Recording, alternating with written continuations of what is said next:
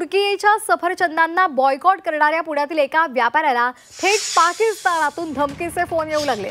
पाकिस्तानच्या या पोकळ धमक्यांचा सफरचंद व्यापाऱ्यांनी निषेध केलाय। तुर्कीचे सफरचंद रस्त्यावर फेकून जोरदार घोषणा यावेळी देण्यात आल्या। तर तुर्कीने पाकिस्तानला पाठिंबा दिल्यानंतर भारतीय व्यापाऱ्यांनी या संदर्भात आक्रमक मोहीम उघडलेली आहे।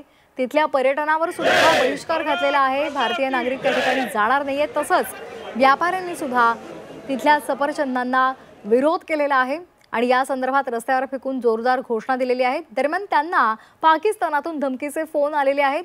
दरम्यान या व्यापाऱ्यांशी संवाद साधलेला आहे आमचे प्रतिनिधी चंद्रकांत पंडे यांनी। देशभरात जे तुर्की बायकॉटचं मोहीम छेडली गेली तो आज ट्रेंड देशभर पोहोचलेला आहे। त्याचाच राग मनात धरून पाकिस्तानातल्या काही लोकांनी आपले शेट झेंडे शेट ज्यांनी तुर्की ॲपलवर बॅन केलं होतं, बायकॉट केलं, त्यांना धमक्याचे फोन आलेत। ह्याच्यावरनं मला म्हणजे इंडियातनं 1-2-3 दिवसापूर्वीपासून फोन येतात, पण ते असं एवढं काय वेगळं बोलत नाही। पण हा पाकिस्तानवरनं फोन आलाय +91 हा काय म्हणतात ते म्हणतात की तुम्ही पाकिस्तान का कुछ नहीं कर सकते, टर्की का कुछ नहीं कर सकते, हमारे साथ बहुत कंट्री आहे असं ते म्हणतात।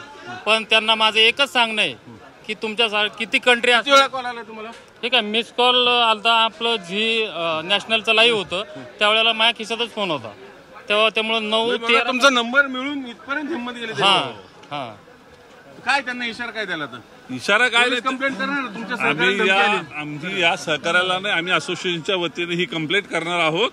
त्याच्यात असे कितीही फोन येऊ द्या काही फरक पडणार नाही। ही मराठ्यांची अवलाद आहे इथं आत्ता, त्यांनी पाकिस्तानवाल्यांनी किती येऊ द्या आणि टर्की त्यांनी सांगितलं ना आतापर्यंत आम्ही विचार करतो की बायकॉट करायचा, पण असा विचार येईल की पुढे इथून बॅनच करायचा, टर्कीचा कोणताही ॲपल किंवा कोणताही आयटम नाही आला पाहिजे।